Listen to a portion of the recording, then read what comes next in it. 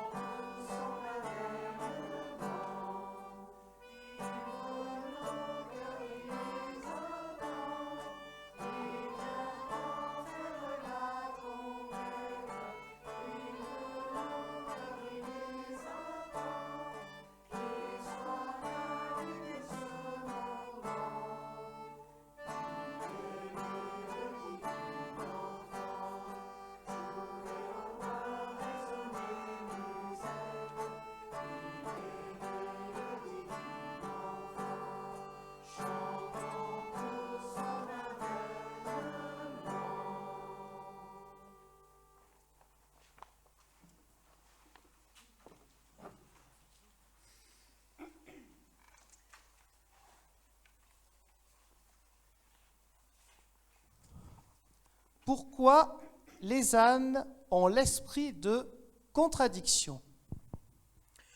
Jusqu'à la naissance de Jésus, les ânes étaient comme tout le monde, c'est-à-dire comme les hommes.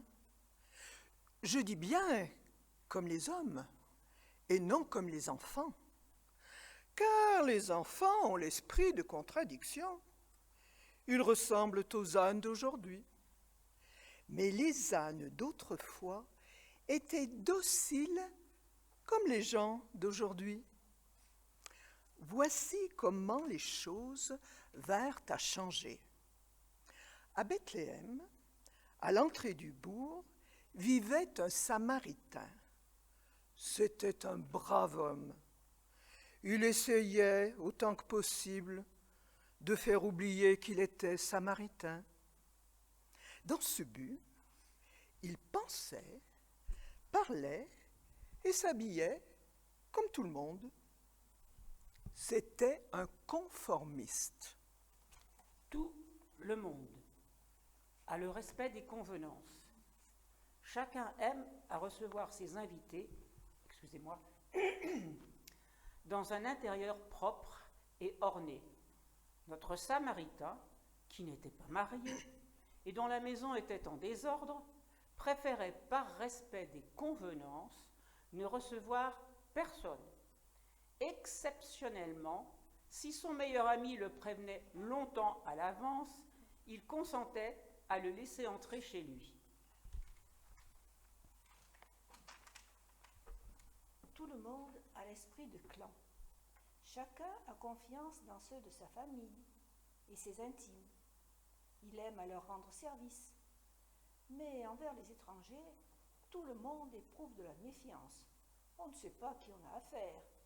Ainsi pensait notre Samaritain. Tout le monde, dans un temps où les routes n'étaient pas sûres, avait peur de voyager seul dans les lieux déserts le soir. On raconte tant de choses terribles, tant d'histoires de brigands. Notre Samaritain, qui était colporteur de son métier, était toujours sur les routes. Mais comme tout le monde, il était d'un naturel prudent et s'arrangeait pour ne pas s'attarder. Donc, notre Samaritain était comme tout le monde. Seulement, il avait un âne. Et tout le monde ne peut pas se vanter d'avoir un tel âne. La belle affaire, me direz-vous, que d'avoir un âne. Eh bien, premièrement, cet âne lui était indispensable. Il lui servait de camion, car nous sommes à l'époque où les camions ont 4 pattes au lieu d'avoir 4 roues comme aujourd'hui. L'âne transportait pour le Samaritain de lourdes marchandises. Il était toute sa fortune. Deuxièmement, cet âne était une ânesse, ce qui est très important pour la suite de l'histoire. Troisièmement, et c'est ce qui fait l'originalité du Samaritain, son âne n'était pas comme tout le monde. Il avait l'esprit de contradiction. Descendait-il, ou plutôt descendait-elle de l'ânesse de Balaam? Peut-être. En tous les cas, tandis que les autres ânes obéissaient, cette ânesse réfléchissait. Et ces réflexions avaient les conséquences les plus inattendues, les plus étranges. Tantôt, au milieu du chemin, l'ânesse s'arrête net, flairait quelque chose de son museau gris et se butait au point que ni les coups ni les cris ne pouvaient la contraindre à repartir. Tantôt, l'ânesse, au contraire, naseau au vent, partait au petit trot, sans que rien, ni les appels, ni les objurations de son maître ne put l'arrêter. Un parfum dans la brise, une lueur à l'horizon, peut-être l'avait attirée. Elle ne revenait que longtemps après, pas avant d'avoir satisfait son goût de l'aventure. Tout le monde plaignait le pauvre Samaritain d'être le propriétaire d'un tel âne. Et lui, qui désirait tant ressembler à tout le monde, souffrait cruellement de se faire remarquer. Des scènes ridicules se déroulaient si fréquemment entre lui et son ânesse que dans les plus lointains villages, on ne le connaissait que sous le surnom de l'homme à l'ânesse. On racontait intarissablement ses aventures. Mais ce que le Samaritain trouvait de plus humiliant, c'est que la bête stupide, contre lui et contre tout le monde, avait raison.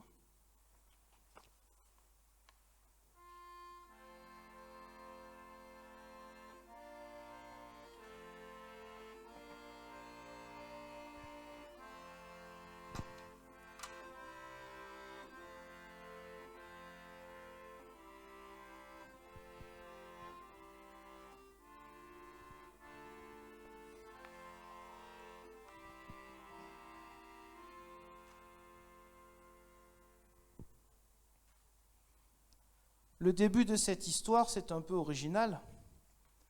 Un âne ou une ânesse qui va nous donner des leçons.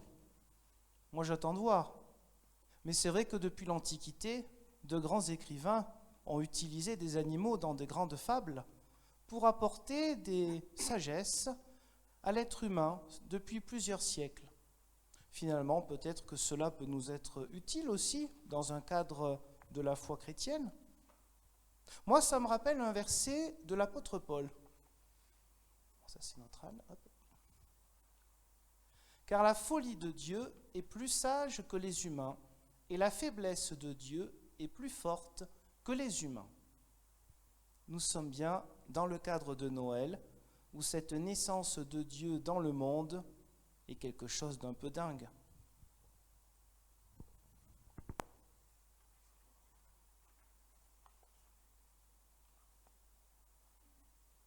Comment l'ânesse se révolta contre les lois de la convenance. Un soir, très tard, un homme et une femme se présentèrent à la porte du Samaritain. C'était la veille du jour fixé par le gouverneur Quirinus pour le recensement. « Ne pouvez-vous pas nous recevoir ? Nous venons de loin et sommes bien fatigués. » Impossible.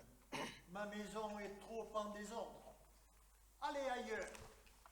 Il y a des hôtels et des gens riches, mieux logés que moi. Mais nous en venons et nous avons frappé à chaque porte. Tout est plein. N'auriez-vous pas une place dans votre grange ? Nous Je n'ai coucherions. pas de grange. Je fais des meules pour conserver mon foin. Je n'ai qu'une étable. Oh, mettez-nous dans l'étable. Je ne saurais faire un pas de plus. Elle est trop petite. Vous n'y entrerez pas tous les deux.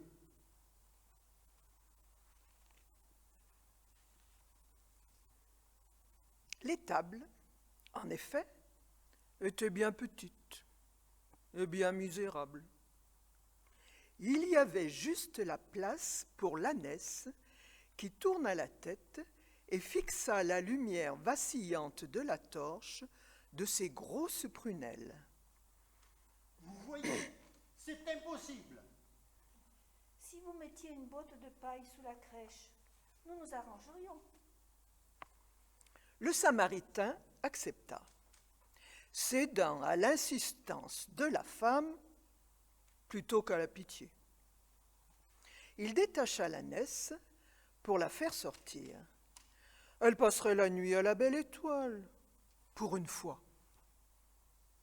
Mais alors se déroula une des scènes ridicules dont la bête était coutumière. Campée sur ses quatre jambes, les yeux exorbités, les naseaux dilatés, elle refusa de bouger. Le Samaritain était furieux. On ne peut pourtant pas faire coucher les gens sous le museau d'une bête. Ce n'est pas convenable.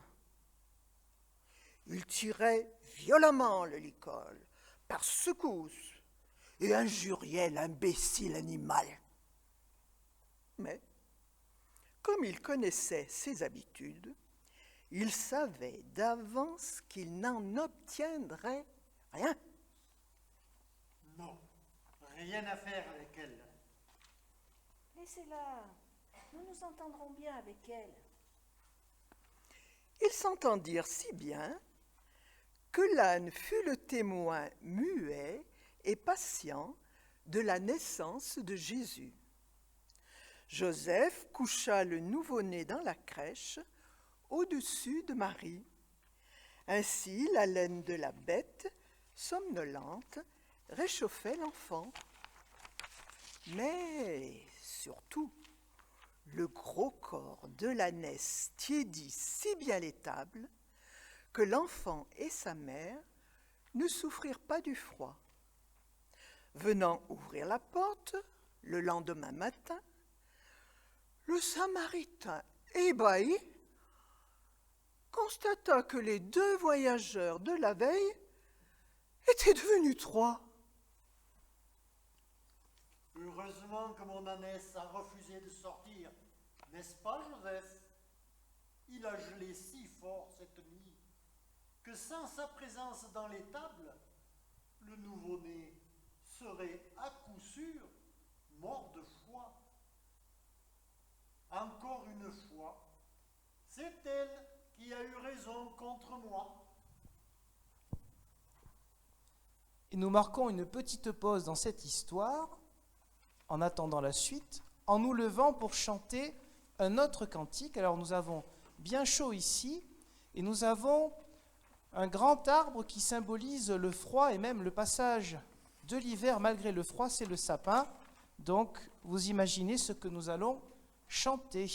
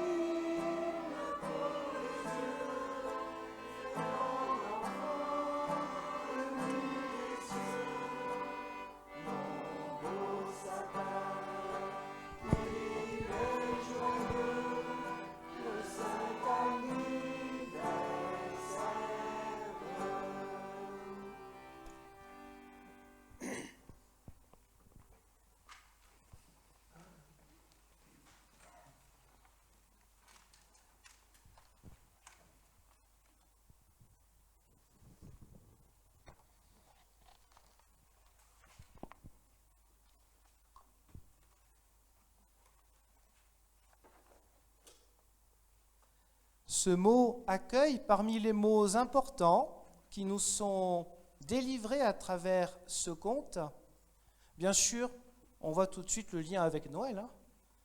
Accueillir, plus ou moins bien, une famille qui vient de loin, ça peut nous parler. Ce que vous voyez ici, ce n'est pas simplement un petit dessin là avec des mains de différentes couleurs, c'est un sigle. Le sigle d'une association qui s'appelle, bon c'est en anglais, Mediterranean Hope, espérance méditerranéenne. Eh bien, cela se trouve notamment en Italie, en Sicile, pour accueillir des familles et de manière tout à fait officielle avec les papiers et avec notre pays et la Fédération de l'entraide protestante en France, eh bien oui, l'accueil se vit déjà bien. Nous en avons la preuve même dans ce bâtiment. Donc oui, l'accueil est un mot, plus qu'un mot, une réalité, une manière quotidienne de pratiquer notre foi chrétienne. L'accueil dans notre passage, c'était cet âne. Et effectivement, nous savons pourquoi dans la tradition du christianisme, on a mis un âne et un bœuf quand dans le texte biblique, il n'y en avait pas. C'était pour symboliser justement cette chaleur. Alors oui, c'est un peu comme un chauffage portable. Cet âne a apporté quelque chose de positif, peut-être un message aussi pour nous. Si cela nous est arrivé lorsque nous étions plus jeunes, d'avoir un bonnet d'âne ou d'être traité un peu comme un âne, mérité ou pas, eh bien nous voyons que, quels que soient les mots, quel que soit notre comportement, eh bien on peut tous être utiles à l'œuvre de Dieu.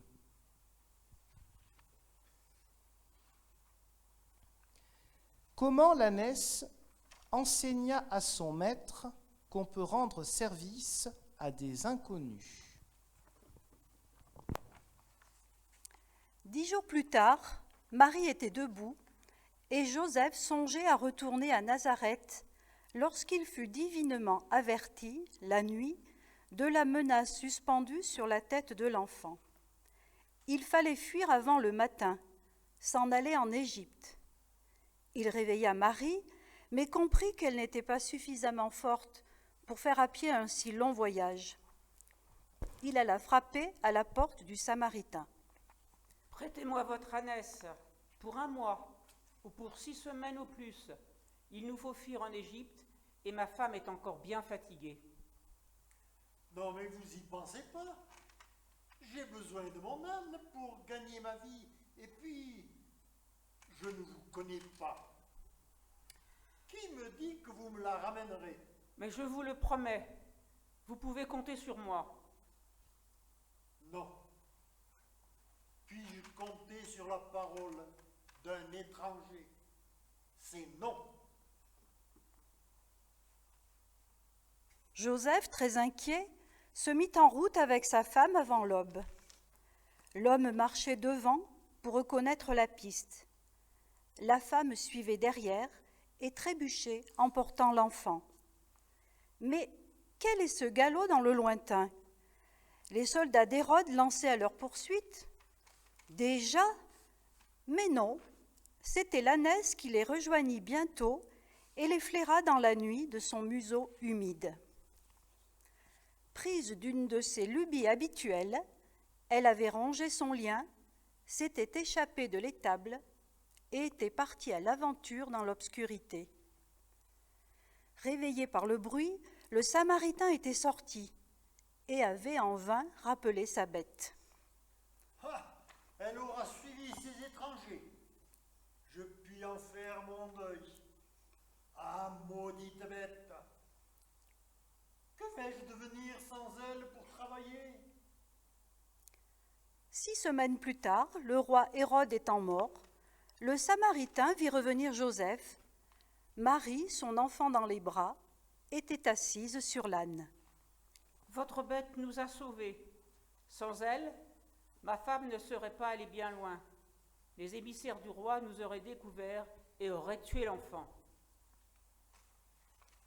Encore une fois, je me suis trompé. Il y a des gens honnêtes, même chez les étrangers. Il faut apprendre à faire confiance. C'est la loi de Dieu.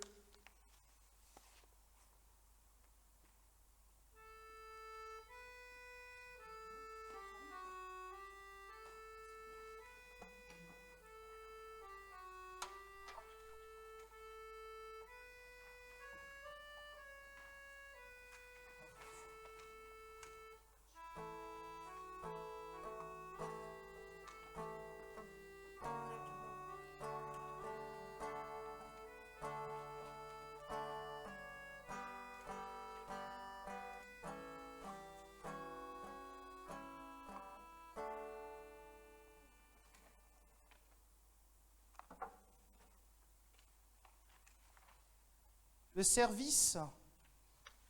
Alors si même une ânesse s'y met pour aider une famille en détresse, ça veut vraiment dire que chacun d'entre nous en est capable. Une ânesse avec une famille, ça me fait penser à certaines histoires dans les années 60-70, lorsque plusieurs personnes se retrouvaient sur des petites mobylettes ou sur des Vespa. Vous voyez, une famille qui tient là-dessus. Chacun faisait avec les moyens du bord et bien sûr les moyens financiers. Et dans d'autres pays, notamment en Afrique, avec des camionnettes où il y a beaucoup plus de gens qu'on peut en entasser normalement, on fait avec les moyens du bord. Depuis toujours, il a existé des petits soucis, petits ou grands soucis, pour aller là où on est attendu ou pour partir dans un pays où l'on est un peu plus ou beaucoup plus en sécurité. Vraiment, cet âne, eh bien, il nous aura donné des drôles de leçons. Mais continuons notre histoire. Comment l'ânesse enseigna maintenant le courage à son maître. Plusieurs années s'écoulèrent. Les scènes entre l'âne et son maître devenaient plus rares. Non pas que la bête fût devenue plus raisonnable, mais c'est le patron qui, peu à peu, avait pris l'habitude de lui obéir, car la folie de l'âne était plus sage que le bon sens de l'homme. Un soir, que le Samaritain, contre son habitude, s'était attardé entre Jérusalem et Jéricho, son voyage faillit tourner au tragique. Il avait entendu parler d'une bande de brigands qui opérait dans ces parages et rançonnait les voyageurs quand ils ne les tuaient pas. Or, la nuit tombait. Le Samaritain piquait sa bête et l'excitait de son mieux. Il lui semblait toujours entendre des pas feutrés dans son dos. Soudain, par un de ces caprices imprévisibles, la bête refusa d'avancer. Le colporteur tira sur la bride, puis, pris de peur, devint méchant. Il laboura la bouche de l'ânesse en imprimant aux morts de brusques secousses. Rien n'y fit. Il s'arrêta, découragé, et réfléchit. Il songeait déjà à fuir en abandonnant l'animal et son précieux chargement, lorsque, dans le silence, il entendit un gémissement. Il n'était pas superstitieux, mais ce bruit dans l'obscurité le remplit de terreur. Il voulut entraîner à nouveau la bête, mais elle, le museau à terre, demeurait obstinément arc-boutée sur ses pattes.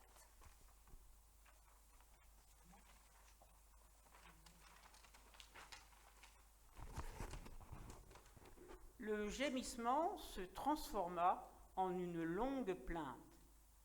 Le Samaritain crut distinguer un appel. Cela venait du ravin, en contrebas de la route.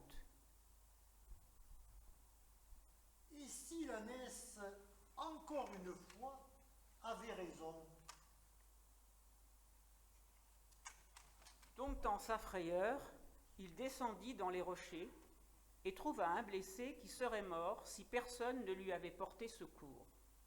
Il pansa les plaies du malheureux avec de l'huile et du vin, puis le chargea sur sa propre monture et le mena, ce même soir, dans la plus proche auberge. Toute la nuit, il le veilla. Dès qu'il le voyait faiblir, il versait un cordial entre ses dents serrées. Le matin, le blessé allait mieux. Mais le Samaritain, convaincu que son ânesse lui avait révélé la volonté de Dieu, tira 2 deniers. C'était une grosse somme pour lui. Les donna à l'hôte et dit : « Aie soin de lui, et ce que tu dépenseras en plus, je te le donnerai à mon retour. » L'hôte, qui cependant n'avait point d'ânesse pour le conseiller, eut confiance dans le Samaritain.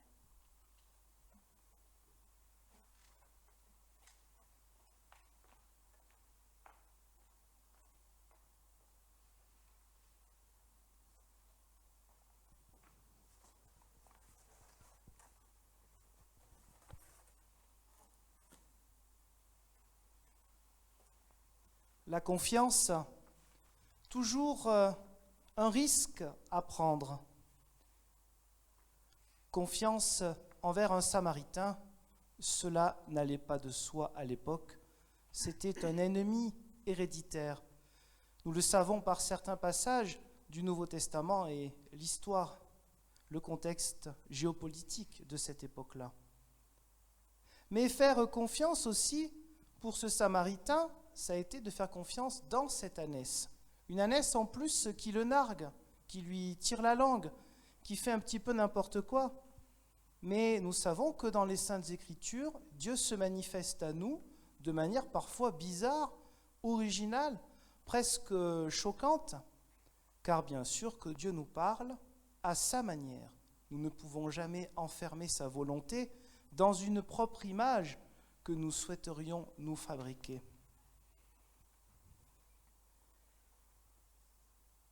Alors la confiance pour ce Samaritain, on a compris qu'il commençait à faire un petit peu plus confiance à son ânesse. Pourquoi ? Eh bien parce que maintenant, des années sont passées. L'expérience lui a appris que cette ânesse, malgré son comportement qui l'a beaucoup énervé, lui a montré que c'est elle qui avait raison. C'est elle qui lui a montré finalement la place que Dieu attendait pour lui.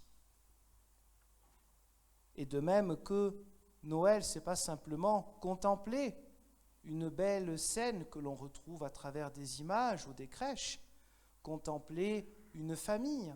Ce n'est pas que de la contemplation, c'est de l'action. C'est pourquoi cette histoire que vous avez reconnue, dite du bon Samaritain, est en lien direct avec Noël. Noël, c'est un message d'action pour chacun d'entre nous. Alors maintenant, nous allons chanter un cantique et je vais vous laisser deviner de quel cantique il s'agit.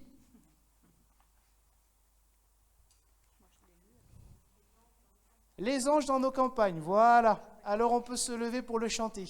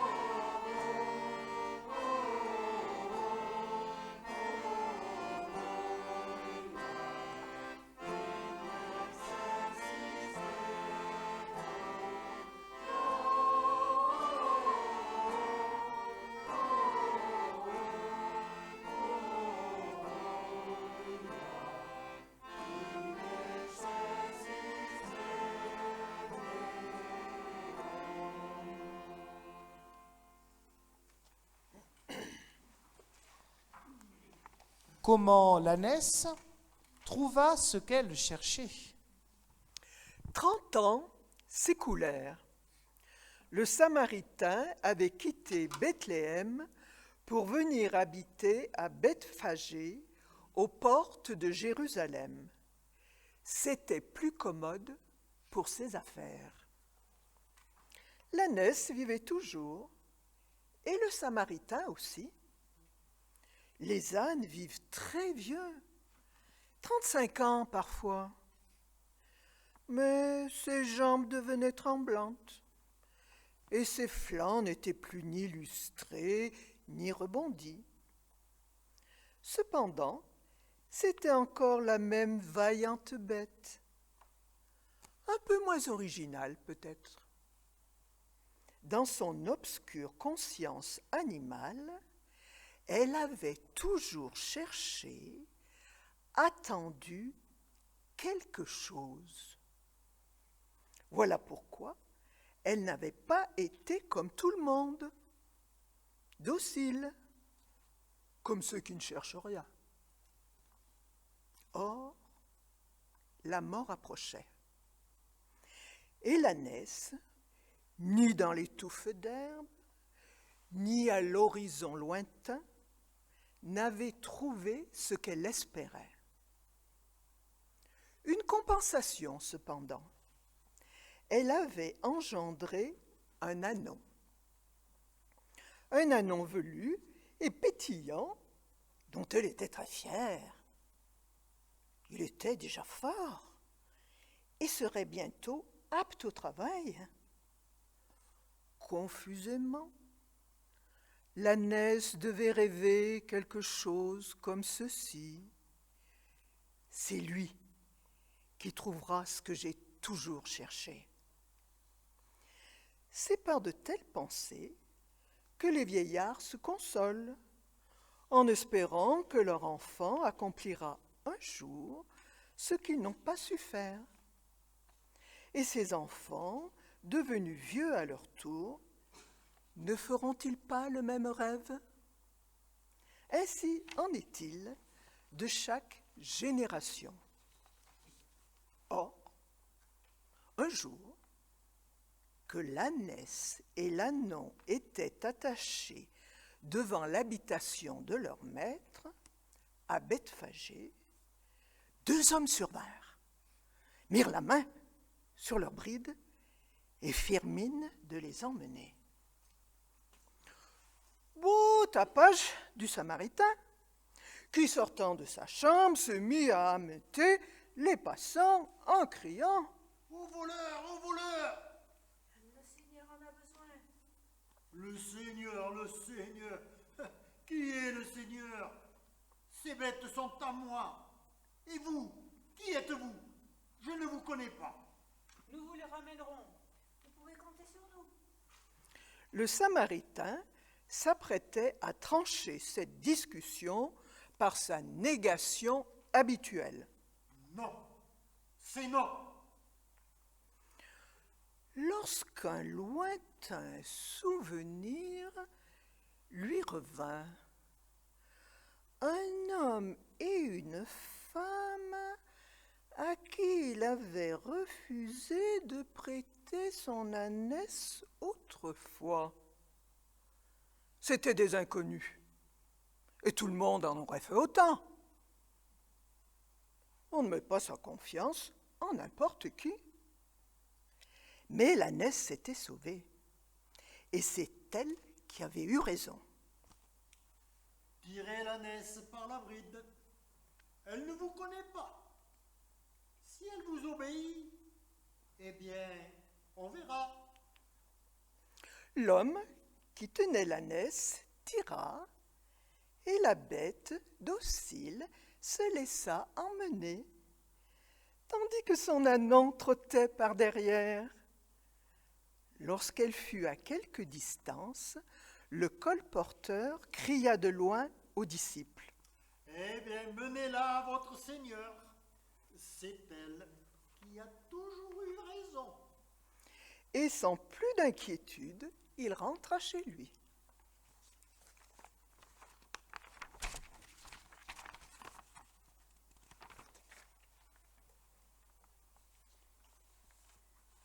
C'est à l'entrée de Bethphagée que Jésus vit venir à lui l'ânesse et l'ânon prédits par le prophète.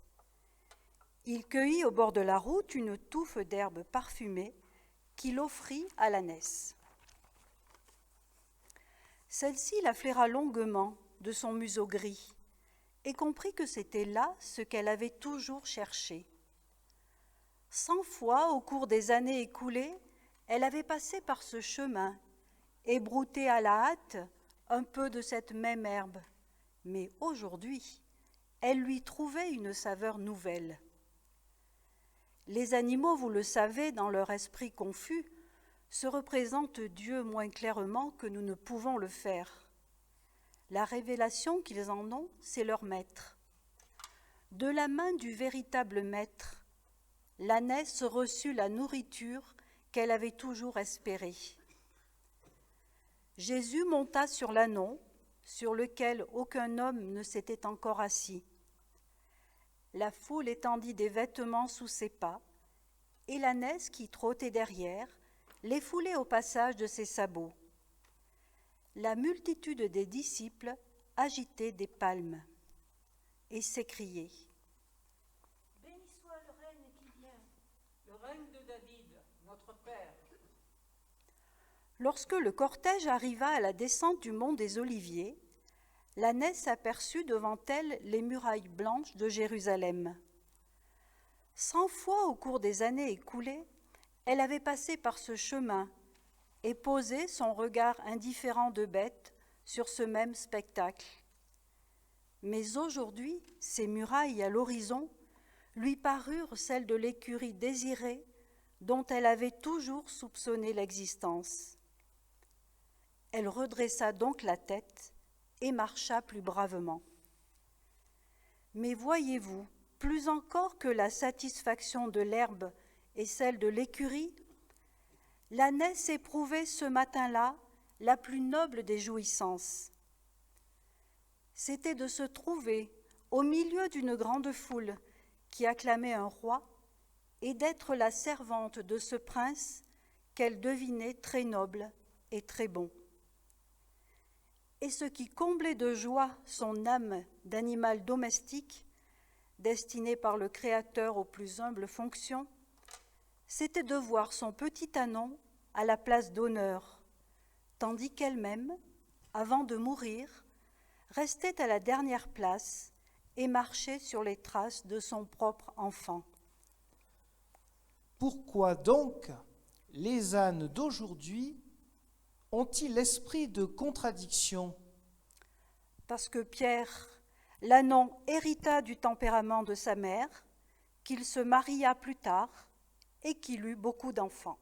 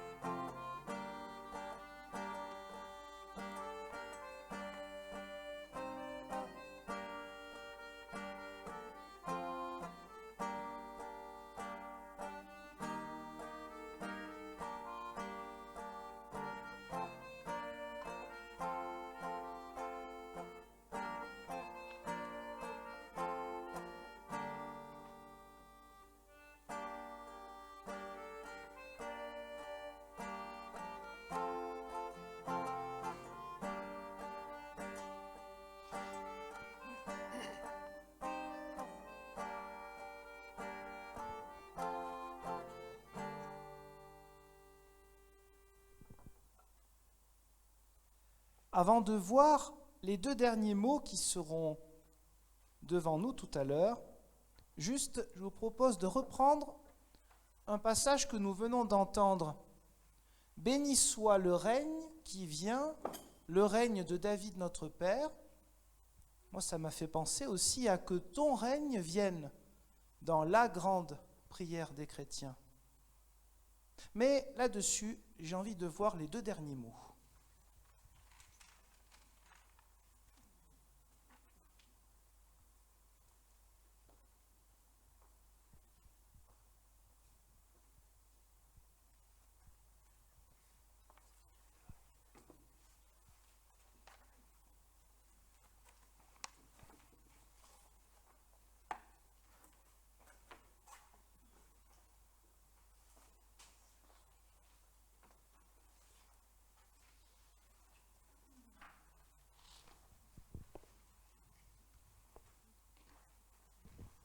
Merci beaucoup. Nous avons donc fait un tour historique important, parce qu'on est allé faire un tour carrément au moment des rameaux, avec cette histoire de famille, histoire d'une ânesse et de son fils, qui va se retrouver donc au moment des rameaux. Un grand honneur, n'est-ce pas? Mais il était question d'un cri de joie, donc. Béni soit le règne de David, notre Père. Cela nous rappelle un petit peu la joie des anges aussi. Gloire à Dieu au plus haut des cieux, qu'on a chanté tout à l'heure. Mais cette histoire de règne, de quel règne s'agit-il? Quel règne nous concerne? Car encore une fois, Noël, ce n'est pas pour nous simplement une commémoration. Rappeler, car il faut bien trouver un moment dans l'année, en l'occurrence pour la tradition occidentale, c'est le 25 décembre. Il fallait bien rappeler un petit moment, fêter la naissance de Dieu dans le monde, d'accord, mais ce n'est pas que ça. C'est évoquer un règne. Mais le problème d'un règne, c'est que c'est quelque chose d'humain. On pourrait traduire par la royauté ou le royaume. C'est-à-dire une personne qui va utiliser, plus ou moins bien d'ailleurs, son pouvoir. Ça ne concernera qu'un seul peuple ou un ensemble de peuples. Effectivement, ça ne nous concerne pas de près, surtout si ça a 2000 ans et si ça s'est passé à quelques milliers de kilomètres un peu plus à l'est. Donc le plus important, ce n'est pas le règne de David. Eux, ils ont crié le règne de David parce que c'était leur nation, leur histoire. C'est tout à fait compréhensible, c'est leur identité. Mais le Christ est venu pour bien plus encore que le rétablissement du règne de David. C'est le règne de Dieu. Et c'est ce que nous prions quand nous disons le Notre Père, que ton règne vienne. On ne s'adresse pas à David, n'est-ce pas? On s'adresse à Dieu le Père. Parce que le Christ est venu pour proposer un royaume qui ne soit pas un royaume enfermé sur un peuple ou deux ou trois, mais un royaume pour toute l'humanité, où chaque être humain est uni par le même roi. Non pas quelqu'un qui a un pouvoir négatif qui nous oblige, mais quelqu'un qui nous accompagne chaque jour sur nos propres chemins personnels. La royauté de David, ceux qui criaient cela avec le passage de Jésus et le passage de l'ânesse et de l'ânon, attendaient bien sûr quelque chose pour leur propre pays. Eh bien, le Christ est venu pour apporter beaucoup plus grand que cela, une libération possible pour tous les êtres humains, c'est-à-dire être libéré de ses propres peurs, être libéré de ses idoles, de ses propres enfermements, être libéré d'attentes qui sont simplement des attentes humaines. Pourquoi? 10, 20 ans, 100 ans grand maximum? Non. Le message du Christ est un message libérateur, un Dieu proche de nous, venu dans la fragilité. Alors le règne de Dieu, nous le savons bien, c'est à nous de le faire avancer. Le Christ a eu besoin des apôtres, des disciples, pour faire des miracles. Ce n'est pas lui qui les a fait tout seul, ces miracles. Ces signes, si on préfère. Il a eu besoin de gens tout simples, comme nous, pour faire avancer la bonne nouvelle. Aujourd'hui, c'est la même chose. Nous sommes, nous aussi, envoyés pour un message de libération. Le règne de Dieu, c'est une libération. Alors, amour et enseignement. L'amour, bien sûr, c'est ce mot que l'on trouve beaucoup dans la Bible, surtout le Nouveau Testament, le don de soi, qui est véritablement l'œuvre de Dieu et qui est un appel à, de notre part, notre œuvre auprès, alors pas simplement de ceux qu'on apprécie parce que ce serait un peu trop facile, mais pour tout le monde. C'est un défi permanent. Et l'enseignement, bien sûr, parce qu'une histoire que nous avons entendue, l'histoire de cette ânesse, avec plusieurs étapes, c'est bien sûr un enseignement sympathique qui nous a été conté avec les charismes de chacun, la personnalité de chacun. Nous avons donc reçu un enseignement, car ce genre d'histoire, ce ne sont pas simplement des histoires pour les plus jeunes, mais pour n'importe qui d'entre nous, quel que soit notre âge, nous pouvons nous retrouver dans un ou plusieurs personnages qui ont été évoqués. Un personnage qui dit beaucoup non, ça nous arrive. Un personnage qui est cabré, qui est têtu, qui n'en fait qu'à sa tête, ça peut nous arriver aussi. Mais aussi les moments de confiance, les moments pour lâcher prise, pour voir finalement ce qui va se passer. Voilà aussi ce qui peut nous arriver. Nous ressemblons à ces personnages et nous sommes invités à vivre, à incarner toujours ce message de la confiance en Dieu, car tous ces mots-là ont vraiment leur importance. L'amour qui peut résumer accueil, service et confiance. L'enseignement, c'est-à-dire que nous sommes invités, chacun en tant que chrétien, à dire aussi aux autres nos propres convictions, à les dire d'une manière évidemment qui soit une manière qui soit la plus adaptée aux personnes que nous croisons. Mais c'est bien, ça vous fait encore un peu de musique, et c'est pas un problème. On est entre nous, on est en famille, hein. Il n'y a pas de souci. Et donc, il manque encore un mot que quelqu'un, je ne citerai pas qui, voulait absolument. C'était le mot de transmission. La transmission, c'est bien, vous le savez, notre difficulté depuis quelques décennies. Difficulté, mais après tout, c'est à nous de relever le défi. Par l'enseignement, nous essayons de transmettre, mais la transmission, nous ne la maîtrisons pas. C'est ceux qui reçoivent qui sont appelés à choisir ce qu'ils font de l'enseignement que nous leur apportons, avec nos propres qualités et nos propres défauts. Mais que cela ne nous empêche pas de continuer à parler, de continuer à agir au nom de la foi chrétienne qui nous dépasse et qui nous unit. Et c'est ainsi que nous pouvons faire avancer un tout petit peu ce règne de Dieu que le Christ est venu inaugurer dans la fragilité de sa naissance. Amen.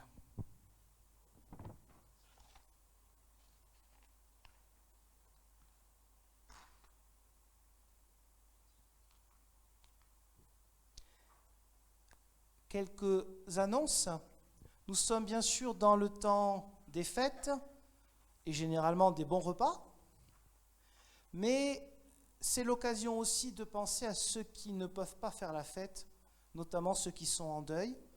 Particulièrement cette semaine, nous pensons et nous penserons dans nos prières à la famille Armand, car mercredi, il y a eu un culte de consolation ici même, après le décès de M. Pascal Armand. Merci aux personnes qui ont permis qu'on se retrouve ici dans un cadre chaleureux, le service d'accueil, notre duo de choc, de musiciens, les porteurs de sapins. On a chanté le cantique tout à l'heure, mais il y en a qui ont fait plus que ça. Ils ont permis qu'ils rentrent dans ce temple, je ne sais jamais comment ils font, et qui tiennent debout. Vous voyez, il n'est pas tombé. Donc c'est un sacré boulot. Et puis on pense aussi à ceux qui ont commencé ou vont continuer à porter les calendriers. C'est un moment aussi de partage en Église. Et un grand merci à notre club des 5, donc, qui nous a lu tout à l'heure ce conte. Demain, c'est dimanche, mais il n'y aura pas de culte à 10h30. Pour ceux qui ne peuvent pas forcément sortir de chez eux ou qui aiment bien aussi écouter le culte, il y aura toujours le dimanche à 18h le culte téléphonique, toujours le même numéro, le même code avec un dièse à la fin. Et puis, ainsi que jeudi prochain, tous les jeudis, tous les dimanches à 18h, faites aussi passer le message, le numéro et le code aux personnes qui peut-être sont alité ou qui ont des soucis. Et on tourne entre pasteurs et prédicateurs du consistoire. Et j'entends que vous vous préparez déjà, c'est bien, vous êtes vraiment dans les temps. C'est le moment de l'offrande, effectivement.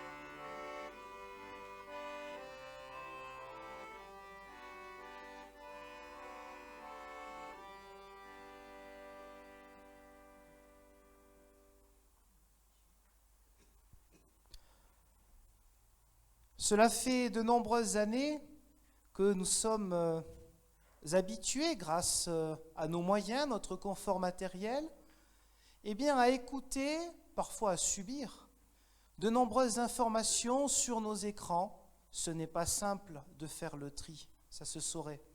On a besoin toujours du discernement. Alors, voici maintenant une courte vidéo de 7 minutes pour nous parler un petit peu de ces questions de discernement.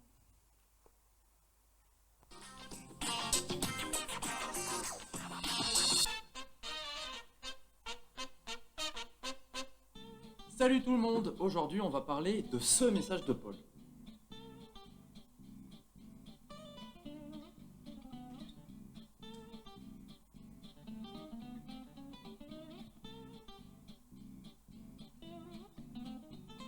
Et pour parler de discernement, on va prendre un cas pratique. Attends, un cas pratique, on est sur le plateau, tu crois qu'on a besoin de ça? On va voir ça tout de suite. Dans une petite commune reculée du monde, un conflit ancestral ronge et divise la population. Pour en savoir plus, nous rencontrons M. Chontre, professeur d'histoire au lycée Patrick Juvet.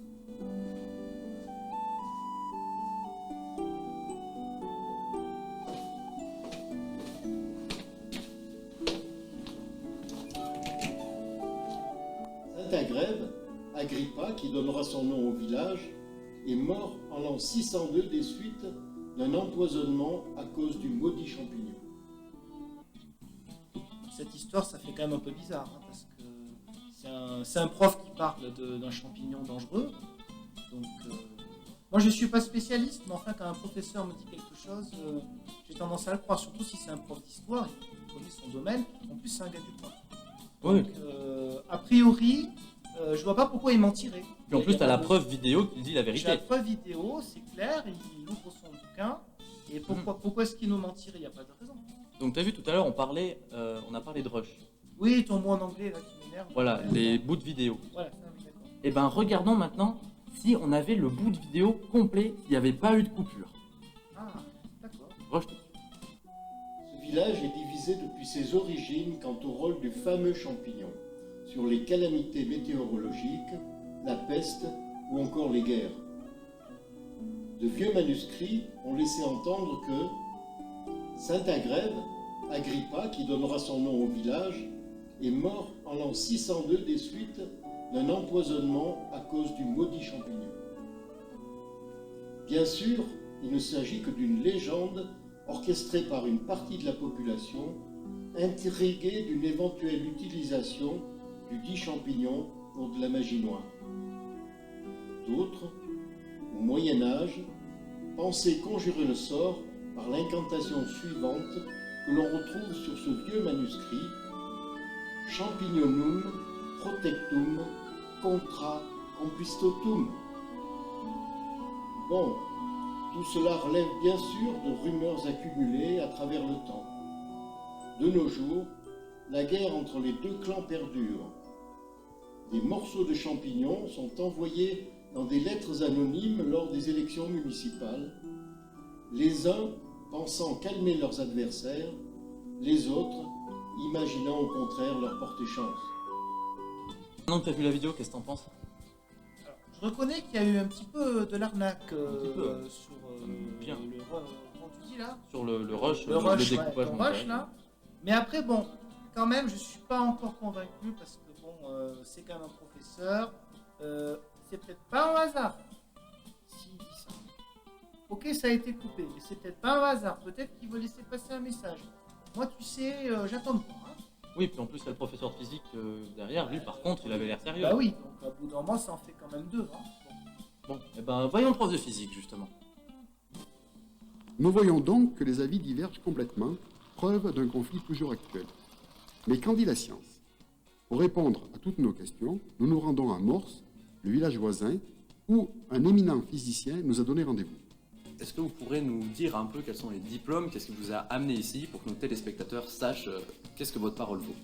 Eh bien, les diplômes, je serai très bref. Je ne citerai que l'une de mes nombreuses thèses, c'est-à-dire celle dans la faculté ésotérique de Paris 23 sur le lycée Caësan. Que pensez-vous des mouscons? le vrai terme, c'est boulets télétoïdes, bien évidemment, employé par les scientifiques, enfin les vrais scientifiques comme moi. Depuis la nuit des temps, ce champignon pose de graves problèmes à toute l'humanité. Ouvrons les yeux. Au Moyen-Âge, juste avant la peste, avant la guerre de 14, avant la guerre de 39, avant février 2020, la consommation la plus importante du boulet télétoïde, comme par hasard, avant les grandes catastrophes. Bon, ben, voilà, on a vu le prof de physique, donc ça me confirme quand même bien dans ce que je croyais déjà, par rapport au découpage, bon, Oui. de tout à l'heure. C'est quand même un professeur. Quoi, hein. Professeur, Bon, diplômé, voilà, on voit qu'il reconnu. sait de quoi il parle. Tu sens, oui, Il y a le côté sérieux des choses. Bon, il y a la blouse, donc quand il y a la blouse, ça ne trompe personne. ça ne trompe personne. Voilà. Donc il dit forcément la vérité. Moi, voilà. Très bien. Eh ben, Je voyons- reste sur mes positions. C'est comme ça. Eh ben, voyons ce fameux professeur. Ah bon.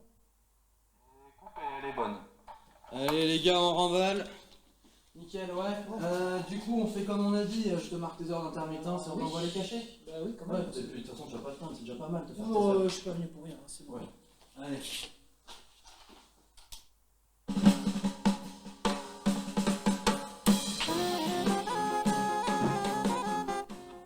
Comme quoi, on peut tous se faire avoir.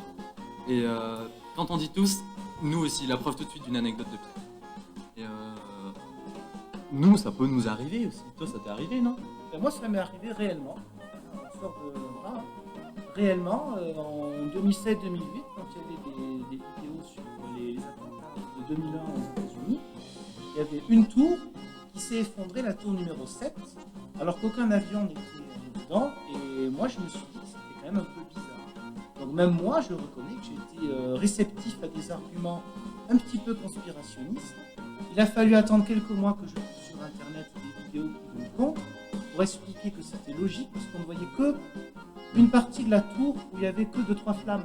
Oui. Il ne montrait pas l'autre côté. Et quand j'ai vu les images de l'autre côté de la tour qui était vraiment bien abîmée, là évidemment je me suis dit, bah oui, ils n'ont montré que ce qu'ils voulaient. N'importe qui peut se faire avoir, donc je fais pas plus que... On se prend pas pour plus que les autres. Parce que encore là, on fait une parodie, donc même moi je suis pas C'est très gentil bon, là. Ouais. c'est ça. Mais on peut vraiment énormément manipuler les images, et même encore plus actuellement où on peut recréer de faux visages et des fausses voix et faire dire n'importe quoi à n'importe qui. Donc il faut toujours se méfier. Exactement. Vive le discernement, comme disait Paul donc, dans la lettre aux Romains. Exactement. Et sur ce, joyeux Noël! Joyeux Noël.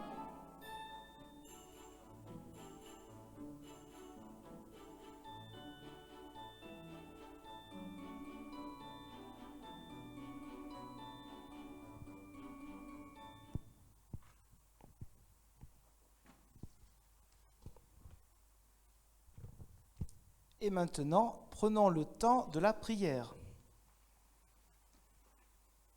Dieu éternel, par la naissance de ton Fils, tu as visité la terre. En lui, tu éclaires notre nuit et tu nous révèles ton amour. Dans la reconnaissance, dans la joie, humblement, nous te remercions et nous te prions. En ce temps de Noël, où celui qui était riche s'est fait pauvre, nous te confions les plus fragiles. En ce temps de Noël, où tu donnes à ton peuple une grande joie, nous te confions tous ceux qui pleurent. En ce temps de Noël où ton Fils est venu partager notre existence, nous te confions tous ceux qui souffrent de solitude. En ce temps de Noël où ton Fils est venu porter nos fardeaux, nous te confions tous ceux qui se sentent oppressés. En ce temps de Noël où ton Fils est né dans la fragilité et dans un contexte de précarité, donne-nous de pouvoir accepter nos propres fragilités et celles des autres. En ce temps de Noël encore marqué par le souci de la santé pour un grand nombre, nous voulons, Seigneur, te prier pour tous ceux qui travaillent auprès des malades. Et pour tous les dirigeants, inspire-leur toujours à nouveau force, persévérance, humanité, discernement. Dieu éternel, pour tous ceux que tu mets sur notre chemin, pour ceux qui parfois nous choquent, ou nous semblent trop fermées, comme dans le conte que nous avons entendu. Permets-nous de discerner ta volonté et ce que tu attends de nous. Puissions-nous ressentir en nous et autour de nous la lumière et la joie de Noël et surtout les partager. Et ensemble, nous prions avec les mots de Jésus le Christ. Notre Père, qui es aux cieux, que ton nom soit sanctifié, que ton règne vienne, que ta volonté soit faite sur la terre comme au ciel. Donne-nous aujourd'hui notre pain de ce jour. Pardonne-nous nos offenses, comme nous pardonnons aussi ceux qui nous ont offensés. Et ne nous laisse pas entrer en tentation, mais délivre-nous du mal, car c'est à toi qu'appartiennent le règne, la puissance et la gloire, pour les siècles des siècles. Amen. Nous pouvons nous lever pour une parole d'envoi de bénédiction et aussi pour un autre cantique.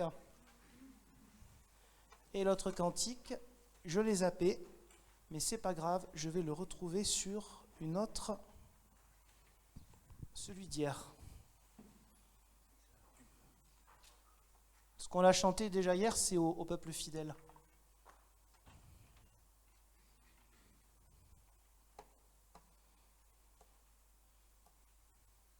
On va le retrouver.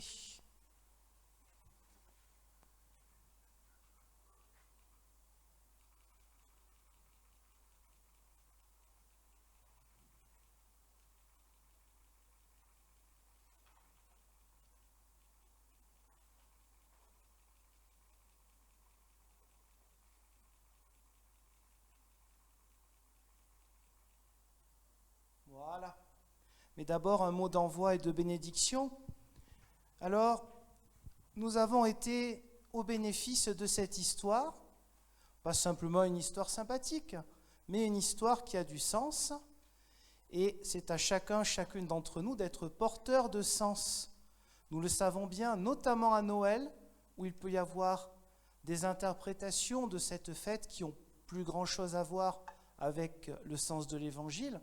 C'est à nous de porter le sens de la bonne nouvelle, d'incarner cette bonne nouvelle avec notre propre tempérament, notre propre personnalité. Nous savons que l'Éternel Dieu, 3 fois saint, Père, Fils et Saint-Esprit, nous envoie tels que nous sommes dans ce monde qui nous est donné aussi avec ses beautés et ses espérances. Amen. Alors nous pouvons maintenant chanter notre fameux grand classique « Au peuple fidèle ».